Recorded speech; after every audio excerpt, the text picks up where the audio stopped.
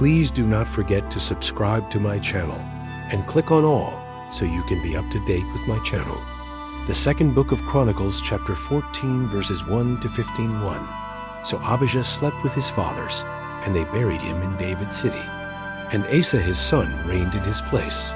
In his days the land was quiet 10 years. 2 Asa did that which was good and right in the Lord his God's eyes. 3 For he took away the foreign altars and the high places, broke down the pillars, cut down the Asherah poles. 4 And commanded Judah to seek the Lord, the God of their fathers, and to obey his law and command. 5 Also he took away out of all the cities of Judah the high places and the sun images, and the kingdom was quiet before him. 6 He built fortified cities in Judah, for the land was quiet, and he had no war in those years, because the Lord had given him rest. 7 For he said to Judah, "Let's build these cities and make walls around them, with towers, gates, and bars. The land is yet before us, because we have sought the Lord our God. We have sought him, and he has given us rest on every side." So they built and prospered. 8 Asa had an army of 300,000 out of Judah, who bore bucklers and spears, and 280,000 out of Benjamin, who bore shields and drew bows. All these were mighty men of valor. 9 Zerah, the Ethiopian, came out against them with an army of 1,000,000 troops and 300 chariots, and he came to Maresha. 10 Then Asa went out to meet him, and they set the battle in array in the valley of Zephathah at Maresha.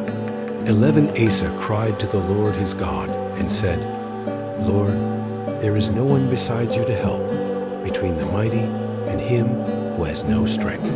Help us, Lord our God, for we rely on you, and in your name are we come against this multitude. Lord, you are our God. Don't let man prevail against you." 12 So the Lord struck the Ethiopians before Asa and before Judah, and the Ethiopians fled. 13 Asa and the people who were with him pursued them to Gerar. So many of the Ethiopians fell that they could not recover themselves, for they were destroyed before the Lord and before his army. Judah's army carried away very much booty. 14 They struck all the cities around Gerar, for the fear of the Lord came on them. They plundered all the cities, for there was much plunder in them.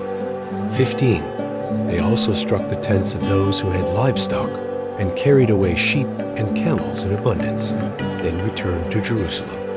Thank you so much for joining me watching and learning about the second book of Chronicles, chapter 14, verses 1 to 15. I hope you enjoyed the video.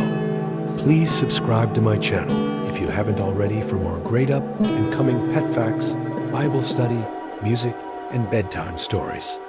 Good night and sweet dreams until next time.